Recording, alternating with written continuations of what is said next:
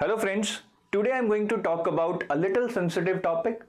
The question that confuses me, perplexes me, is that why so many people ask this question again and again, can an average student clear RBI Grade B exam? I think as a society, we are so much influenced by the tags. If somebody is wearing Nike, he's cool. If somebody is drinking coffee in Starbucks, we take it as a status. If somebody is from IIT, wow, what an intelligent guy.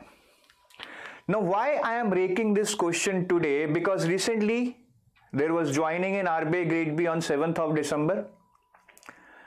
And this guy, Krishna Kumar Singh, who was our student and he cleared RBI Grade B in this attempt. He joined RBI Grade B officer in Kolkata and he keeps sharing his photos, right? This one from his RBI office. So when I see this guy, I remembered how this guy, being from a rural background, no IIM, no commerce background, engineering from ISM Dhanbad, though it's IIT now, but at that time it was not an IIT when he passed out. And when you look him into his eyes, he's so simple, he's so humble. And then I suddenly thought that so many people like Krishna Kumar Singh clear RBI Grade B every year. So why we ask this question again and again? See, first of all, we need to understand the definition of average student. I mean, that's just a mentality, I would say. Some people would say that an average student is somebody who is having a low IQ. Somebody would say that any person from non-UPSC, non-IIT, non-IIM, gap years, non-commerce, they are just average students. But then if these are average students, then our country is filled with average students, and then a lot of average students are achieving a lot of things.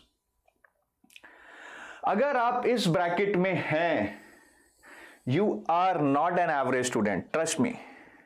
Yes, there are people from IITs, from IIMs, like Nilekenis of Infosys, Bansals of Flipkart, Raghuram Rajans of RBI. They have achieved so much, but then at the same time, we have a lot of other people like Satya Nadella, CEO of Microsoft, Manipal University. Kunal Shah, founder of Freecharge, and now he's also running an organization called CRED, again from an arts background. Kalpana Chawla, my senior, my college, Punjab Engineering College. Well, I think she made the nation proud. Samir Bhatia, who doesn't know him? He basically created Hotmail, and I mean, we all know the story, how he sold Hotmail to Microsoft, if I remember correctly. Right. So I think it's wrong to believe that if you are under any of these so-called tags, you are an average student. Right. And this is true even if we see the results of RBI Grade B. If you see the education qualification, hardly there are any MBAs or people from commerce background. And within also those MBAs, hardly there are 5, 6, 7 people from IIMs. There are a lot of people from other backgrounds, from BSc, 19 people. Then we have people from BCA, we have people from pharma, architecture. Right, yes, there are too many engineers there, but then all these engineers are not from IITs, hardly 10% from IITs. And why so many engineers? Because our country is filled with engineers. If 50% engineers would apply, logically 50% should clear. Work experience doesn't matter. We have data of 167 people, 124 people had work experience, but then other 45 didn't have any. And these people who had 0 to 1 experience, around 30, I would not count it as a work experience. So don't worry if you don't have a work experience. Gap years. What's gap years here? You have been preparing for something, you have been putting hard work into something that didn't materialize. It's okay. But you are bound to achieve something. So many people with gap years, they have got into RBI. Right, UPSC background. Yes, 54% people had UPSC background in 2021. But that UPSC background doesn't mean they were IAS or IPS officers. They were also struggling UPSC background people who could not make it to IAS or IPS or IFS or whatever. Why they had an edge? Why they had an edge? Because they were already preparing for something, and when the pattern changed, it was useful for them. I can bet this year this percentage will go down because engineers are going to give a shit of a challenge to them. People from commerce background are going to give a shit of a challenge to them, right? So all this is totally unwarranted if we feel that people from certain background, people with certain work experience, people with certain organization will be given preference. No, that never happens. Then some people say people with low IQ are called average students. How we define low IQ in India? That okay, if you have got 70% in 10th, you are having a low IQ. I myself had 73%, doesn't matter. See, the intelligence is the ability to change and reflect. Your marks does not define your intelligence. How can you reflect on your life? How can you change?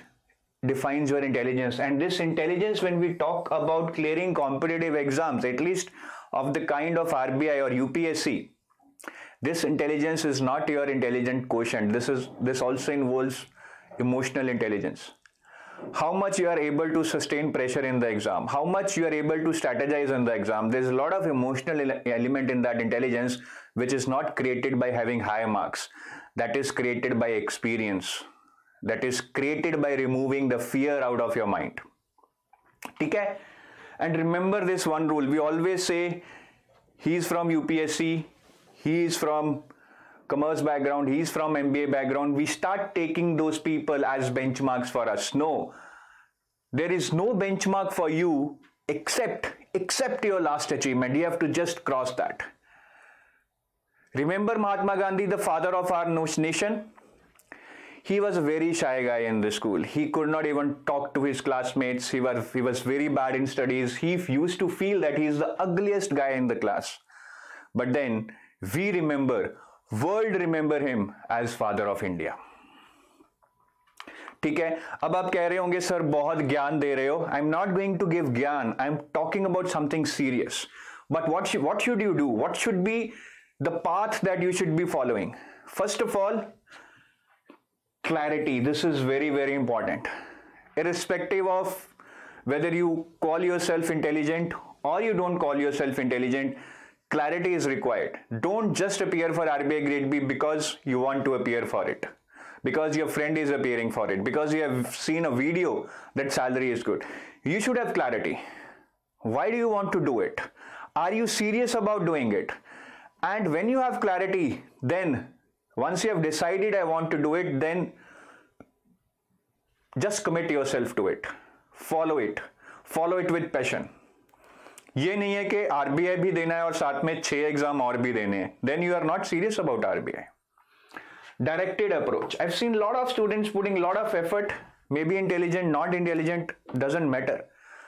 Start reading FM from Prasanna Chandra. Start reading ESI static like anything that they have to do a PhD in economics. Reading current affairs from UPSC magazines. That's not a directed approach. You need to study that what is relevant for your exam, what kind of questions are asked in the exam. For that, you need to have good knowledge of PYQs and syllabus. 100 times you should go through the syllabus, at least 50 times you should go through the PYQs. Focus on micro targets and not on the end results. Krishna ने कहा था, right? Nishkam karma, the yoga of selfless action. When we start training ourselves for something, or we start trying to achieve something, we are always focusing on the end result and not on our efforts. Well, it should be other way around. We should be focusing on the micro targets, that okay, that is the end result, but I have to do this. I have to read 1 chapter to achieve that end result. I have to read this 1 month magazine to achieve that end result. Too much focus on end result will actually create self-doubt in your mind, and you will start thinking, होगा नहीं होगा तो क्या करूँगा, लोगों को क्या बोलूँगा. And these unregulated thoughts will kill your productivity. Focus on micro targets, one at a time. And stop comparing. Stop comparing right now, today itself. Let's take a pledge. I will not be self-doubting myself, and I will give my 100% without worrying about the results. Take this pledge today. Type this pledge in the comment section and try to follow what you say in this pledge. The results will come. They might take time, but remember, good things will take time. With this, I'll like to end this video, but I hope this will clear doubts in your mind. This will give you direction. This will give you path towards your destination. And if you like this video, please subscribe to our YouTube channel. And you can also join our Telegram channel, the link for which is given in the description of this video. We keep sharing some free content on our Telegram channel. Thank you. Have a nice day. Bye-bye.